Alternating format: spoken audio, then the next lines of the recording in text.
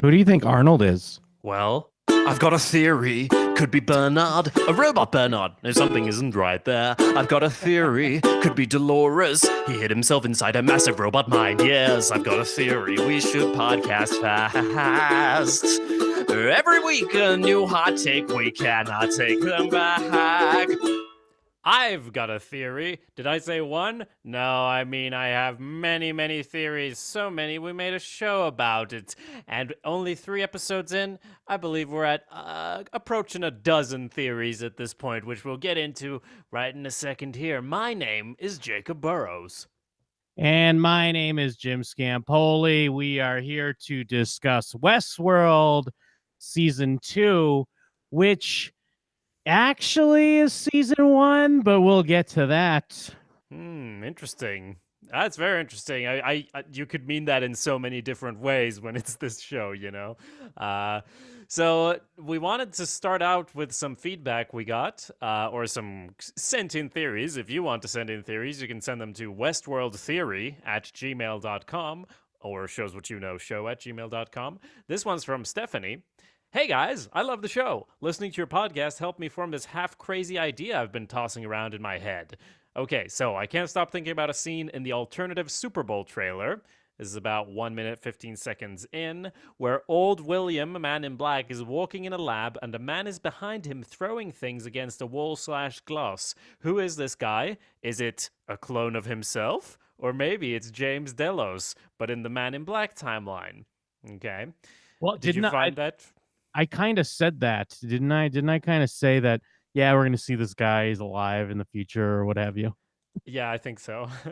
So my theory is Delos, the company, has already developed immortality, but for whatever reason they haven't shared it. And James Delos is immortal, but housed in a giant, unbreachable facility that William built, locking him away. And he showed this to Dolores at some point, and he's really pissed that William is there because he's the one in charge and thus keeping him trapped, so he's pitching a fit. Side note, I think the transfer into his immortal body didn't go so well mentally, i.e., the scene where his face is all shredded up in the mirror. Maybe he did that to himself. Okay, that's also in the trailer, I think. I've always thought he was holding one of those skin mender things in his hand, so maybe he's repairing himself, going a little crazy about actually being immortal, because seriously, what a mindfuck. We're only halfway through, but what are your thoughts so far, Jim? Well, I'm trying to track what's going on here. So Delos is immortal, but also Williams is immortal. This is saying that old Delos is immortal. William's old now because he has kept aging, so it's Mr. Delos, but in present day, according to this theory. My first thought is if they developed immortality, I mean, hosts are immortality. It would be redundant to have another form of immortality in this show. But as he mentioned, you could always transfer someone into an immortal body. But then William taking control, it seems almost like, why do you keep him around even at that point? Because you're evil? I'm not Because you sure. can't kill him because he's immortal. Well, I guess. The only way to get rid of an immortal person is to trap them away in an unbreachable facility that you built Right. your own too. Right. No, but what I'm saying is if there's an immortality pill in this show, I'm just going to say, nah, this is fucking dumb because Well, we have the hosts. They are how you get immortal. but that's what I think. To kind of stay in line with this theory, I think she's on a right track, but I don't know if it would be that he's physically immortal. It would be more like the consciousness into a host type immortal. Yeah. So I think they can kind of go hand in hand here, and I think it's kind of in line with maybe what this show could start to explore, because a lot of it is what is us, what makes consciousness, what makes, intelligence and self-awareness. So I think that could work. Yeah, I mean Ford was definitely on that tip, and of course Arnold. I mean he built Bernard, who is Arnold, and then Ford got himself killed, but he's still living in the machine, kind of. We thought maybe he'll have a body for himself, but hey, he seems to be a little bit in everyone, speaking through everyone's mouths. So does he even need to do that? Let me read the rest of this.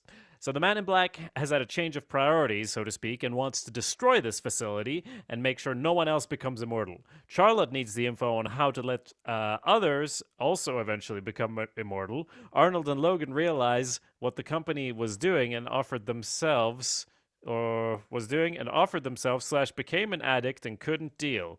Interesting. Oh, so yeah, Also, Arnold off killed himself, and then Logan became an addict. That's kind of what that. oh, right. Yeah. Right. Also, maybe Ford was thinking humans have really screwed up this and doesn't think they'll ever make the right decisions about immortality going forward, so he gives the hosts power to make this decision themselves. I don't know what Dolores wants with it other than that she made this decision to get there somehow, maybe to be a messiah. Something about how she killed Major Craddock and brought him back to life made me think she might want to show up in the real world with the supposedly long dead James Delos and be like, surprise, I'm one hell of a messenger with this not dead guy. Thoughts? Well, my immediate thought is like James Delos, he was already being marginalized by William. What, like, it's not like bringing him out would be like an ace in the hold, or would it? Yeah, yeah, I'm not sure. Well, because also it's like he'd be kind of changing old William. Although, I mean, that's not out of realm for this show to have this secret motivation that you never would have thought of, and kind of goes a little bit against what the character acted like earlier Mm-hmm. in the show, just for the sake of having that be a twist. So, I mean, I guess that would potentially happen, but yeah, I think it changes too much. I think there is something to be said for the immortality in reference to just your consciousness and living on through a host. And yeah, we're kind of seeing that already with Bernard slash Arnold, but like maybe even the next evolution of that, the next step of that, I think could be something that's revealed as part of this show. And it's like the whole thing of evolution, because we already know Ford now does see his creation as like the next step of life, but maybe the next step of life is like a weird combination um Mm-hmm. of like a person's consciousness becoming the programming and not something written by someone else. Yes. And I mean, this very short clip, it's about a second from the alternate trailer, 1 minute, 15 seconds in. And I watching it, I don't know who the guy in the background throwing the chair or whatever is, but I'm not even sure the guy in the foreground is the man in black. I mean, it probably is. It's just that I've only seen him without a hat one time, and I basically didn't recognize him in episode one here. So he's faced away. I can't be sure. And also, the place looks exactly like every underground Westworld facility. But then again, your theory is that it is in the park. So I mean, look, I remember a time we were discussing, I think, episode 3 of season 1, and I was like, William, Man in Black, that's ridiculous. So, I'm not going to be too harsh on anything here. And you're probably completely right. Yes. Yeah. So, I mean, we'll see. Yes, we'll see. We also have some feedback or thoughts from Jonathan. This is about the current episode. It wasn't a strong episode, Jonathan writes. I had trouble with character motivation again. For example, why would Armistice keep Felix and Sylvester alive after they fixed her arm? Okay. I I didn't like. Yeah. I didn't like the Fort Forlorn Hope shootout. This was my reaction during the shootout. Why is the security so bad at this park? They are just walking towards Fort Forlorn Hope on an open field. There is a back door to the fort. Why are there only 2 guards at this door? Did Dolores want them to kidnap Abernathy? This whole thing is very convenient for Charlotte Hale. Why did Dolores' plan involve killing Confederados? Wouldn't the security want to get inside the fort even if there wasn't a bunch of dead Confederados trapped outside the gate, so the explosives would have killed them anyway? I think that's a good question. What do you think? Yeah, I mean, I guess it's just the plan was always to use them as bait, I suppose. Just kind of, it's just a nice way to bring them in. But they Uh, have even shot them themselves. Like Dolores's men had to do the shooting through the door to kill them, which is like their worst bait now. yeah, yeah. I mean, I guess it's just giving the security kind of this false sense of security, if you will, where I mean, they're already just marching head on into gunfire, which is weird. But I mean, I don't know. That didn't really stand too much out to me, because it's just like, all right, they're moving in. Let's bring them in, make them feel like it's a challenge, make them feel like they're won. Now they're in a more comfortable state, and then you turn the tables on them. Yeah, okay. I mean, there is a good point though that I think Dolores just kind of turns around, or whoever it is, maybe it's Bernard or whatever. Someone turns around and just sees them dragging Abernathy away, and it's like, oh, they just That I completely was like, what? Like, yeah. yeah. And I'm with Jonathan. I started to wonder, wait, is this part of Dolores's plan? But then clearly it isn't. Mm-hmm. Exactly. So, crazy theory time. Dun-dun-dun-dun-dun. Crazy theory time. Ba-ba-ba-ba-ba. Jonathan wrote that, the whole thing. It Yeah. seems that the Ghost Nation hosts are controlled by something or someone. Maeve and Stubbs couldn't give them commands. They seem to want to collect humans. In season 1, they captured Stubbs, and they wanted to take Sizmore. That's his name, right? Yeah, Sizmore this episode. That's the writer. My theory is that the Ghost Nation hosts are controlled by Elsie, who is a programmer. Yes, the programmer from season 1. We have seen The one that Stubbs. supposedly Bernard killed or did something to. Oh, did he? No, I mean, or maybe. So I remember. I mean, I might be thinking of a different character, but remember there was that character that went in, and then someone took her, and then we found out Mm, later on it was Bernard. okay. But do we know if she's dead? I'll double check. Okay, we have seen Stubbs since he, we have seen Stubbs since after he was captured by the Ghost Nation, and he seems all right. So they will probably not harm Grace and the other humans they capture. Cheers. That's interesting. There's something fishy about the Ghost Nation. If I can plug in another theory real quick, from, you know where, it's from the Reddit. Da-na-na-na-na. Real quick, sorry to cut you off. Yep. Bernard, when Bernard regains his memories, Hmm. one of them is him appearing to strangle Elsie. Bernard believes that he killed her. Her Yep. signal, but now I'm starting to remember this now. But then her signal is discovered in Sector 20, prompting Ashley to go and investigate her whereabouts. He is subsequently ambushed by the Ghost Nation hosts who do not respond to his voice commands. Right. So this is from Ask a Sadist on Ghost Nation, and I've seen a couple of. This is one of those theories that gets picked up by news outlets like us, for example. My theory on the Ghost Nation is that they are some sort of park security. Their job is to track the guests, and if someone gets lost or put into a situation where they might die, Ghost Nation shows up and escorts them to safety or out of the park. Everyone knows it's possible to die in the park, but has anyone wondered why no one does? You could easily get lost and die of dehydration. I think the Ghost Nation exists mainly to maintain the immersion while keeping the guests safe. It's why they feel no pain and are difficult to kill. It's also why Dolores had to kill one or many of them in the first episode of season 2. There's a bit more to this, but what do you think? I mean, that's interesting. That's an interesting take. It makes sense. I mean, we've also seen because I mean, I still think that was like a first aid kit that William pulled out of the bar. So we also have seen that there's probably stashes like that throughout the park, as far as if someone was hurt or possible dehydration, what have you.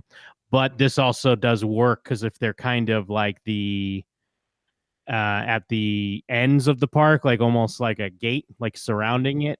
Yes. So they could pick up people and help them. And I mean, I guess that would make a nice.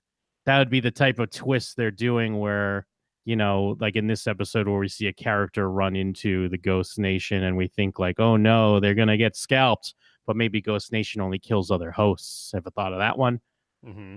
And this theory goes on to mention that I mean the Ghost Nation people showing up wanted to take our writer friend, but would let the other ones keep going. But they really wanted to take him. They also showed up right when that lady from the Raj was waking up on the beach at the end of the episode. They were also there, and it would be kind of surprising if it was just like, oh, and then we killed her. Like, what was the point of bringing her back then? It seems likely that it'll be some sort of twist, and something like this does seem kind of likely. Yeah, I agree. There's a bit more. Let's see. I think the big reveal at the end of the season will be that Maeve's daughter is not her daughter.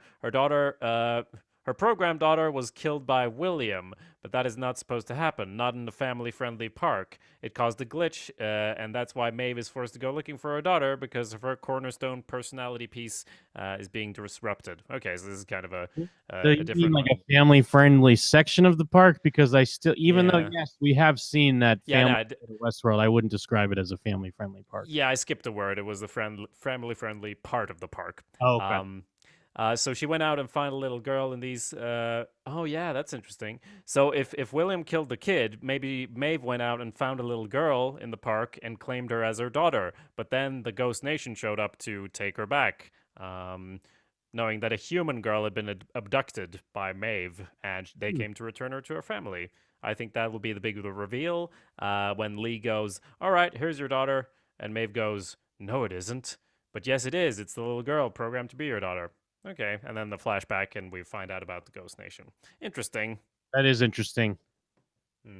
So yeah, I think that's all the feedback bits, except in the chat, someone with an unpronounceable chat name said, "I think some of the characters are robots." I will say, this could, I don't know. You think you're out on a limb on that one? Yeah, hilarious wit. Yep, Uh, anyways, I liked it. I'm episode 3 here. Like I was saying, I gotta say, man, I feel like this show. The reason why I say it's season 1 again is because they're going over a lot of the same stuff with this show. Like I feel like we're reintroducing things to. Maybe they're trying to reframe a lot of what they did because they are kind of retconning where they want to go. But Hmm. I mean, I gotta say that these revelations, they're not quite revelations. Which ones are you speaking of? That there are some robots in the park? Just in general, everything feels very familiar with what we're going over. I mean, we get to see like this episode starts with a cold open, and we get to see Park 6. I don't know what it's called The specific, Raj. huh? The Oh, Raj. but what Raj World? Do they add world to Uh, it? well, not on the Delos entertainment website for some. The Delos Destinations website, it just says the Raj now. It's been added since last time. No wonder Uh, it's not that known because as we all know, we need to have like World at the end. simplicity across the titles, and it should Yeah. be Raj World. But either way, yes, we're in Park 6, and we get the origin of the tiger. Because let's get the origin of the tiger. Now, given, of course, yes, we are introduced to a new character that seems to be or will be important. Um, but again, this just opens up like new dumb questions in my head Like, because who okay, would go to the Raj ever? Like, who would want to visit this park? yeah, but also like, so you take a gun and you shoot someone, but if it's a human, it doesn't kill them. Yeah, we So already know that. but then why are the hosts able to kill people? Here's the thing that annoyed me about this is it feels like this scene was almost just put in because of everyone in season 1 going, "But how do the guns work and how does the thing do the thing?" And then they did that, but they didn't explain it. They just said it again like, "No, you don't get it. Like humans don't get hurt." And it's like, "Yeah, But but but everyone has been asking about the specifics of it." but the problem is humans are getting hurt now. So Yeah, exactly. did these self-aware hosts get new guns somewhere that are the human hurting type of guns, No, or are no, the it's guns themselves artificial intelligence that know that also are like, haha, let's get the humans, kind of like how the tigers are. Well, that is a good. I mean, it's a good question. It's something they, if they're gonna bring up the gun thing, if they're gonna re-explain stuff, they might as well say, "Hey, this is part of the same network that us hosts are." I mean, not us hosts, us humans, whatever. Maybe they don't know, but I'm just saying, like, clearly it's something about how their brain is, but then it also changes the gun. So I never really had a problem with it in season 1, but it's almost like they're bringing it up again now just because of the stuff in season 1 and people So wondering about it, but they the don't really explain guns it. are hosts. The guns are hosts as Well, maybe part. Hey, got a new theory. Do we have a sounder for that? Maybe. I mean, I just part of this sort of. They do have this network where hosts connect to one another and like share light information packages and do searches and things. And it would be. I mean, it's not a simple solution, but if I had to explain it away, maybe there's a chip in the I gun. mean, I guess I vaguely do remember in season 1 there was that part with the man in black had to get a thing on his gun so he could shoot the hosts. So I guess there's some science there. I guess, maybe. I expected the guy to get shot and then, like, just bleed all over the place, and that's the way that that character found out that the security was fucked up and that humans could get hurt. Well, but it just, I mean, again, like not, I can't help but harp on this, but How about all the guns are these fake guns that only shoot like BBs or whatever it is that don't hurt people, Hmm. but you program the fucking robots to react to the BBs as if they've been shot because they don't need to be shot anyways. It doesn't matter. And I then mean all that. that, Yeah, but then what would happen is they just be stuck with these BB guns, and then you can't have a robot invasion when they're yeah. just shooting and bruising people left and right. Yes, that's very true. That would probably have been a lot safer, and I would like to nominate you for the post of security, head of security, because Stubbs is not doing his job. But anyway, as you said, we're introduced to these two characters. They're hanging out in the Raj, and my thought was like, I don't know how far in the future this is, but basically, if you're white and you have a lot of money, like all the guests have, you can go to Asia and like hang out with suppressed peoples and like have the indigenous peoples carry you around and so forth. That's something you can do if you really want to do that. Maybe you'd want to do it without the guilt. I don't know. Well, no, no, no. But to be fair, it is going to like a specific time. It's like it's not Yeah, modern day. I It's know, not but modern you day. can Like pay them to dress up. Roosevelt was like eating at one of the tables. Like it's going. It's because that's like saying like, why are you watching an Indiana Jones movie? You can go to these caverns and you can try to find trinkets. All right, that's You know what I fair. mean? Like, and you like you could be Indiana Jones now, but you want to be Indiana Jones then. Like, I do get that. Like, you could go hunting now, but you're going for the theme. You're going for like being transported to a specific time and then hunting tigers or whatever it is. I guess maybe specifically for these two characters who are like, oh, these hosts are so boring. I just want to meet a real human. It's like, you chose to be there, right? Yeah, Spent a that lot of money. yeah. I mean, that was definitely something they were trying to explore where it's like they're so kind of like over even the park itself that it's trying to find a real person within this whole fake thing, I guess, even though you're still there. But either way, like it's just I don't mean to be a downer, but I don't need to see like, oh, this is people in the park and they're doing a thing, and then a host says the violent delights, and it's like, yeah, we get it. This happens a million times. We understand the robots are taking over the violent delights of the people. Oh yeah, and then it's the chase is on. But now like the parks are that close. We're finding out that Hmm. kind of like you run through this area and then you're kind of in this. I mean, I guess that was the weapon or what we think might be the weapon. Maybe it is like the center of things where here's the edge of Westworld and then over here is Raj and over here is whatever.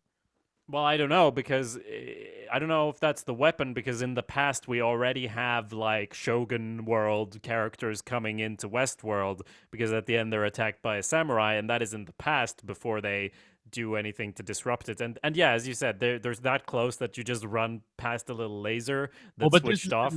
this is in the past as well. Like You're this, right, you're right, yeah. yeah, But because I was this. just saying as far as it being weaponized. No, I mean I only said that because that's what the show made you think was that this area could be the weapon. I don't necessarily think that's what it is. I'm just when I say the weapon, I'm talking about the ocean they didn't know was there. Right, that's right. And it seems like that is kind of a weird center point, at least from this what we're seeing here, because she falls like off the cliff into that ocean they didn't know was there, and her and the tiger wash up in Westworld. So it's like it seems like through there you can access other parks potentially.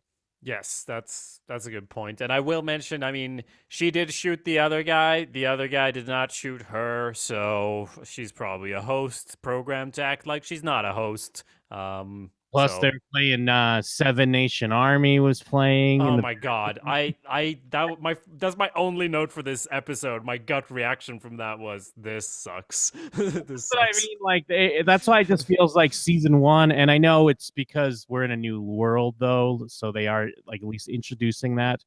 But it's like we're in season one. We're in a place where people are interacting with robots, and pop songs are playing in a style, and then everything goes crazy.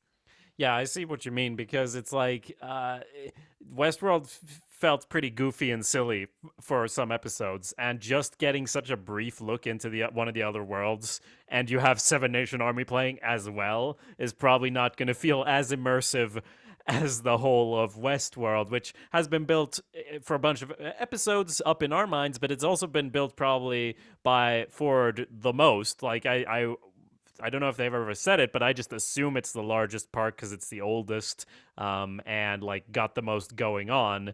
And this glimpse of this world feels a bit more shallow to me. Of course, that's also partially because we don't really get a good look at it. True. Yeah, yeah. So basically, I mean, we get that with the cold open, and then we catch back up with Bernard in what's basically closest to a present day that we know of, like Hmm. post uprising, and we see that Charlotte's alive, so she's probably a host. And even though this episode does go out of its way to show her escaping in a few different areas, I'm like, nah, she's still a host in present day, clearly. And then that kicks Bernard back into his like glitchy, like I don't know what time this is, or is it now? Uh, Yeah. moment, and we're back. He's with Charlotte again, back in 10 days, 11 days prior, or what have you. Right? Is that kind of Yeah, supposedly 10 days prior. She's sure? dressed up in her little Han Solo outfit there. And speaking of Charlotte, I mean, I don't remember. Maybe I was talking to Jonathan about this separately. I don't recall who exactly, but I just want to air it out now in case it comes up later. Charlotte is. I, I feel silly saying this, but everything that is silly is the more silly, the more true it is. Do you think Charlie is Arnold's son? I mean, Charlotte is We said Charlie. we said that last week. I remember we were talking about it. All right, so that's where I got it from. Okay, That never was mind. someone had that theory. Someone did have Okay, that theory. Yeah. there's so many. This I need another wall. I can't keep track. Okay, well, is any evidence to or against this now? Well, is his son named Charlie? Is that really the thing? Is that I think so. what we know? Oh I no. think Oh no, yeah. she's totally his daughter. Because she's in this a lot, and maybe like he said his son died, but his son just came out as trans and then got amnesia. Yeah. Could be. Or it's just that Ford, his his truth isn't quite his truth, because they could have had to made adjustments to make it work as far as a host is concerned, but I guess we'll see. Of course, the big thing is that she should recognize him, but I mean, Or it's the thing is, Westworld. she does, Mm. and it is this part of this long con that everyone's kind of speculating is happening here. Yes. So speaking of which, we're in the past, and they are still trying to get Peter Abernathy, and they knock out this mustache guy with the hat. Do we have a name for this character? I think I there is one. I don't have it.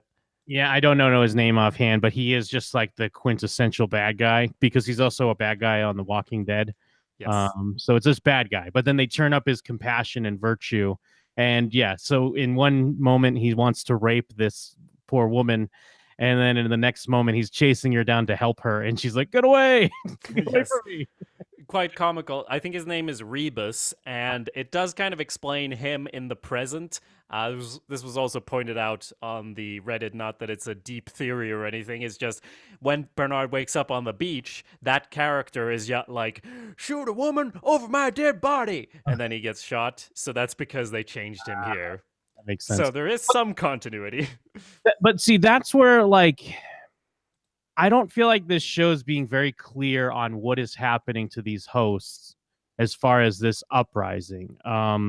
Because sometimes I guess we can control them if we wire directly into them, but we can't through the regular commands. Is that kind of what's happening? Because it feels Yeah. like sometimes we can control them, and then other times we can't. And then and then even in there's a scene later on with Maeve and her crew, and the writer is mad that Maeve and her, current boy toy are an item, because that's not how they're programmed. And then the guy makes the big speech about how, like, once I realized I was programmed, I became my own thing.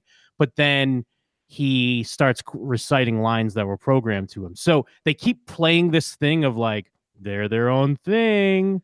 Wait, no, they're not. Wait, Well, they're their own thing.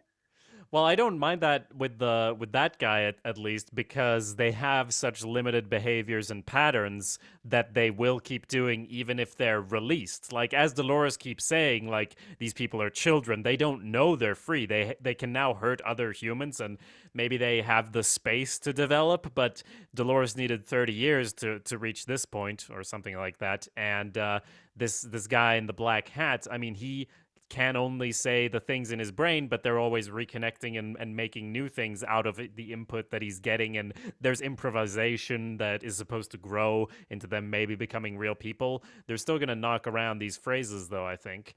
Um, but you had a good point. But it's still, but even if they're knocking around phrases, then all they're doing, they're still working on programming because Yeah. he's still loving in the same way that he's programmed to. It Hmm. just happens to be someone different.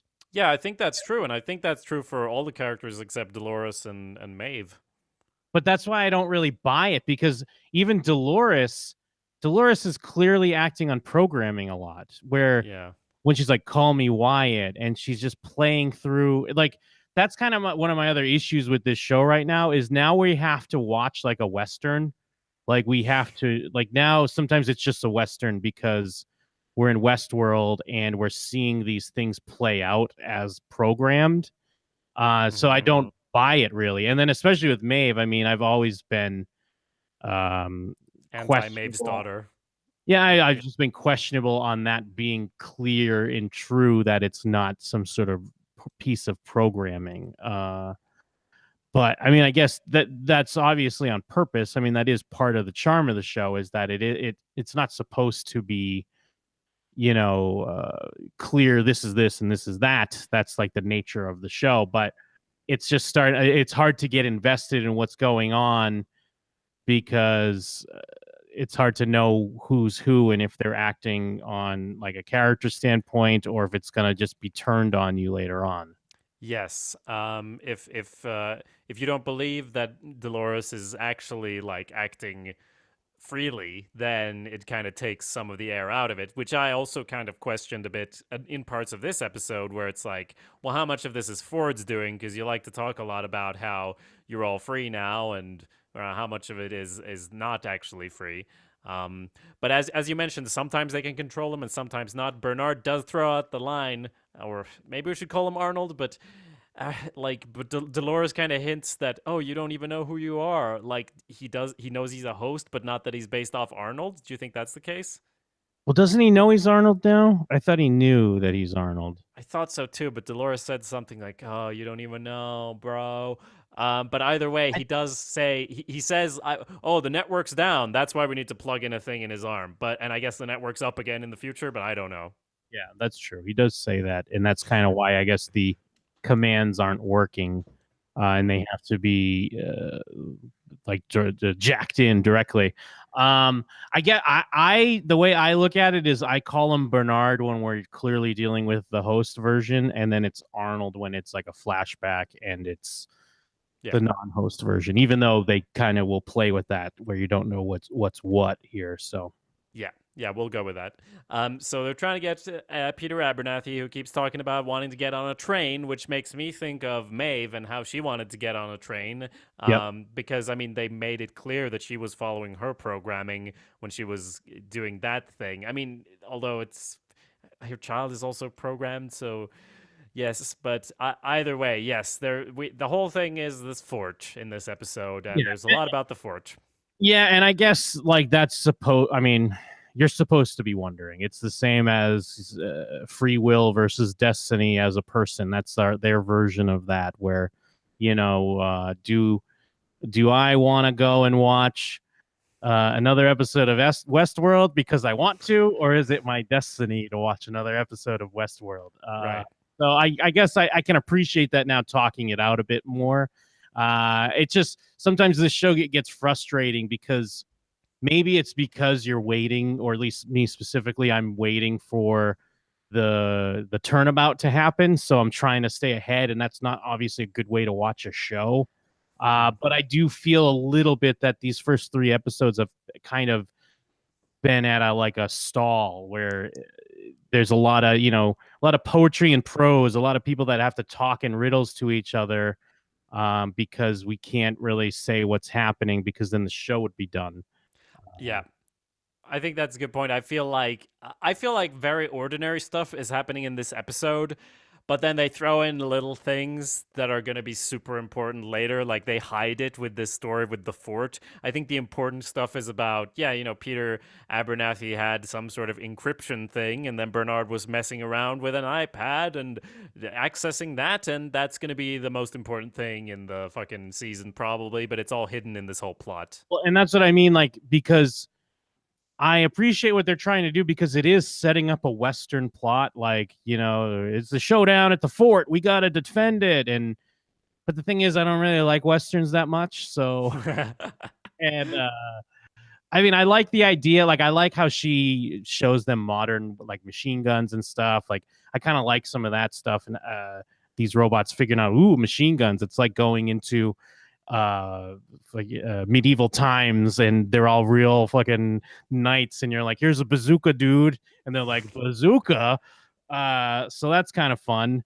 But yeah, it's just, and like the email pointed out, like as we get into that, Dolores kind of falls into her programming, I'd say, when it's like she sees Abernathy and it's her father, and she has these feelings towards him, but then she just leaves them in a room that's easily busted into so they could take them away. Yeah. Yeah. I was thinking of that as well when she falls into that. It's like, oh yeah, Dolores, she's showing her human quote unquote side because she's been not that, likable as a character. We're more with Teddy when we're hanging out with them two, because Teddy's the one who's kind of like, all right, Dolores, and she's the one who's murdering people left and right, and we don't even know what her master plan is, so it's hard to be completely on board. Mm. I was trying to find where Bernard is talking to Dolores, but they just talk about, this world is a speck of dust and on a much larger world, and she actually points out, which is a good point. Hey, remember how you've actually never been outside, but I have, so STFU. Yeah, and there's another line I think which was in one of the episode one like flashes, or maybe it was just in the like this season on Westworld, but I think it was in the episode where she says like, you don't, like, we have like, we don't know what we could become or something like that, like something just about the hosts and how they're like the future. The line, yeah, we're just like a speck of dust on another world. Like that was definitely in one of the trailers for the upcoming. So maybe I'm just watching the trailers and it's spoiling the episodes for me. Yes, potentially. So as you well, we get to see these great characters, these two butcher programmer characters again, as was Dude, mentioned. groaned when they came back. How happy were you inside that we weren't done with these characters? The most three-dimensional parts. Yeah, they all team up I and mean, head out.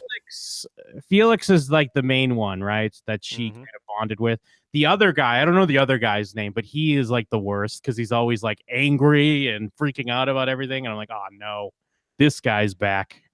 Yeah, it was pointed out to me by a friend that uh, he does say in season one, you're not a programmer, you're a butcher, and that's all you'll ever be." And he Yeah. actually says that, and that's a line. And he's not supposedly not a host, so he shouldn't have that bad dialogue. Yeah. Well, Um, and the problem I have with some of this stuff, well, I mean, I guess I get that they're not necessarily in Shogun world. A samurai has crossed over into their world, but it feels like everyone's always lost. Like everyone's always like, where are we? And that's yeah. kind of most of the show. Like we keep jumping around to, Dolores and then the Man in Black and then Maeve, and they're all on this mission to get to a place. Now, it's very vague to us on the audience on where that place is, but then it seems like to the characters they also don't know. They're like, "Oh, it's snowing. What is going on? Like, where are we?" Hmm. And I get it. It's because they're kind of getting on these elevators and going underground and coming back up.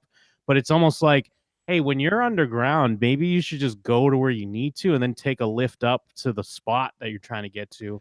Yeah, I guess it's not connected, but it should be.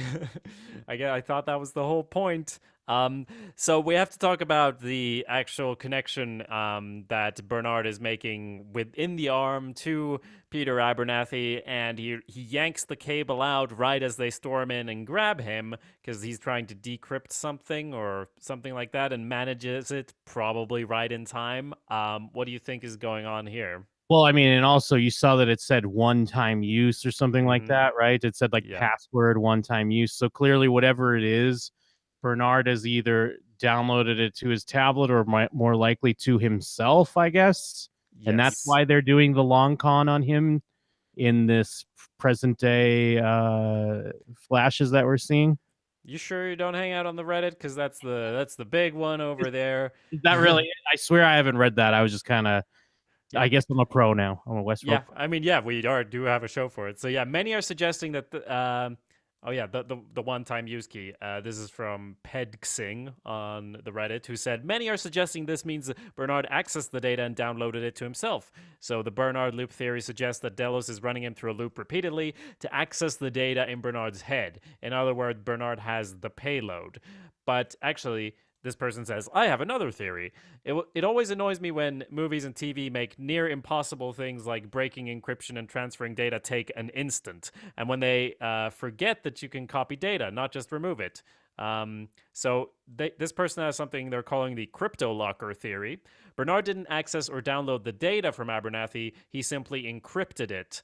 This makes Abernathy irreplaceable because he holds the data, but it also makes Bernard irreplaceable because he has the key. The Bernard loop theory makes sense if they're trying to get the key, not the data itself. A one time use password could be uncrackable. Bernard could have gathered random information about his surroundings and used that as a password. Since hosts have perfect memory, he could reproduce the key at will, but no one else could. Thus, Delos Security, and Charlotte in particular, has to entice Bernard to give them the key, even though they already have Abernathy. I mean, I'll go a step further, and it's kind of a combination of both of those. Where yes, data can be encrypted, but you can also still copy it over, and it's still encrypted. Where Bernard can have the data, and part of just getting it, like they can't access it still, and part of decrypting it is going through this long con or the whatever they're calling it cycle that they keep having to perpetuate with Bernard. So I mean, I guess it could be either one. I would say it's more likely that Bernard just becomes more important than Abernathy, because I'm still scratching my head being like, all right, Abernathy, like I get he's important to Dolores, but at this point to the audience, Bernard's obviously a more important character. Yes, and I like that we're saying like, of course he's going through these loops like it's Yeah. obvious because that's no way been shown in the show.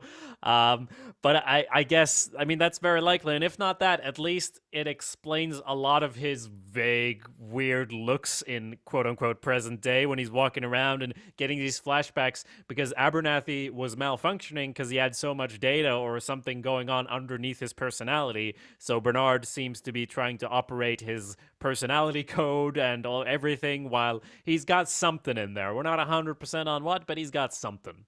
And I mean, one of the frustrating things, and this isn't just a Westworld thing. I mean, this is like any type of mystery show in general thing. But when we have to have the moment where Bernard is like, "Oh my god," where like he sees the thing, so Bernard knows the thing, and then we have to cut away because we as the audience, we're not there yet. But hey, Bernard is on to something, and we're gonna find out in 4 episodes. When did he see a thing? Was No, that when he did the password thing, it made it seem like he did it and was like looking at his tablet, and he had a uh reaction like, "Great Scott," like, and but then they cut back to the battle.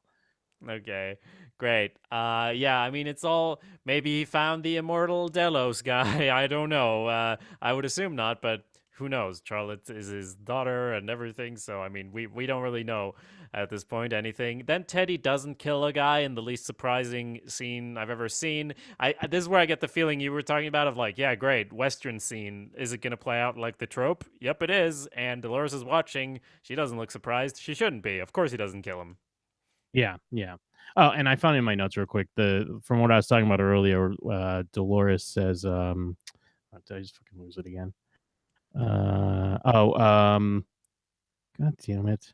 Oh, there's beauty in what we are. That's what the line was. I butchered it earlier, but that's what I was referring to. She says there's beauty in what we are when she's talking about basically like their potential, and there's a whole world out there of people that don't want to. I mean, she to tie into the immortal theory, she does have a line something like there's a whole world out there of people trying not to die, and we don't have to worry about that. So True.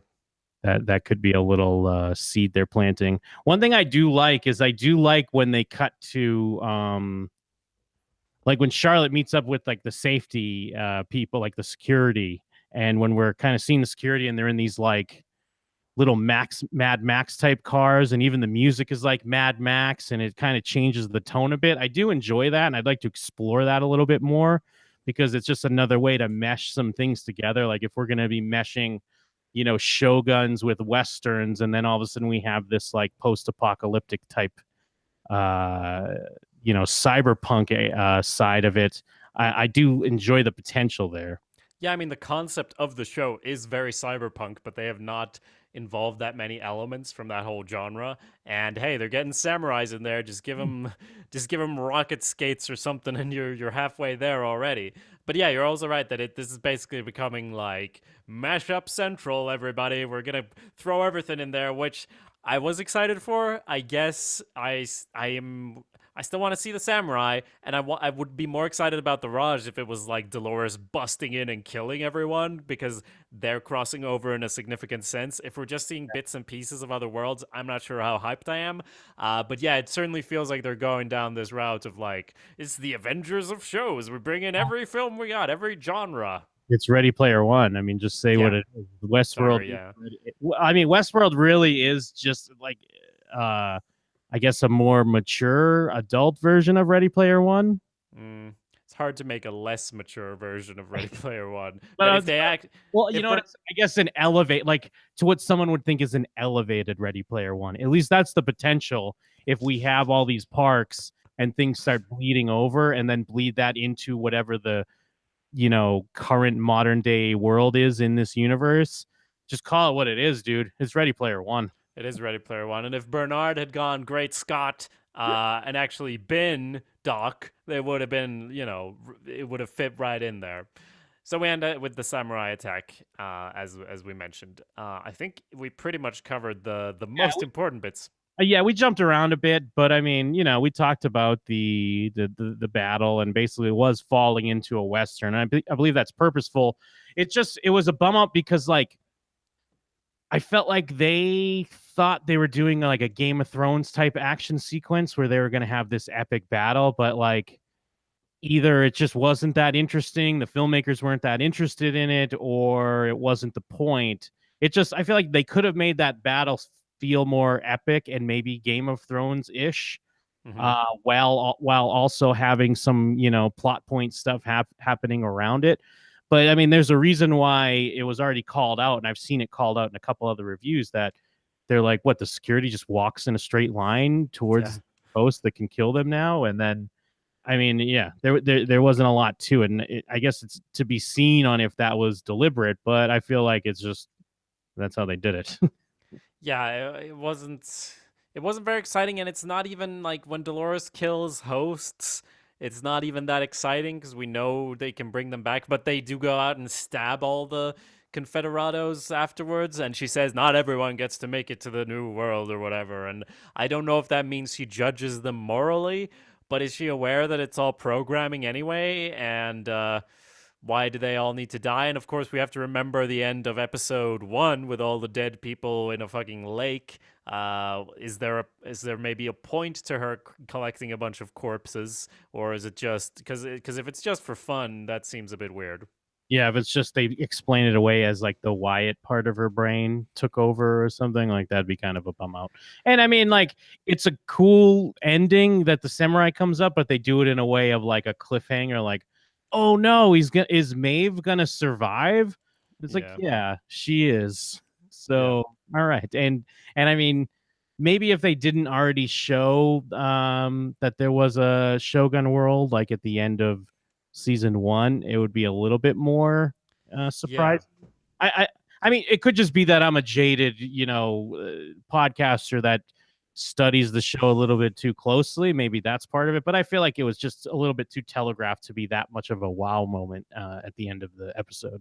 Well, the whole episode is about how stuff can bleed between these worlds, and the whole thing with the Raj is set up super big, and then right before this scene, we have her arriving in Westworld, so it's not a big thing that the samurai is just there. I don't want to like call for unnecessary bloodshed, but if he'd come up and killed one of the characters, one of the humans, it would have to be for it to be permanent. Maybe that would have been more of a like shock moment. It's clearly not a shock moment. It's just like it's almost like they know we're not excited about the Raj, so they leave this until the end. So we're gonna be excited about the next episode now.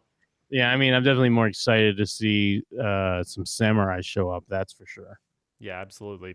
But what are you excited about, dear listeners? What are you theorizing about? Please send it to westworldtheory@gmail.com or showswhatyouknowshow@gmail.com. You can also tune into our live coverage, which is usually on Tuesdays at noon Pacific Standard Time.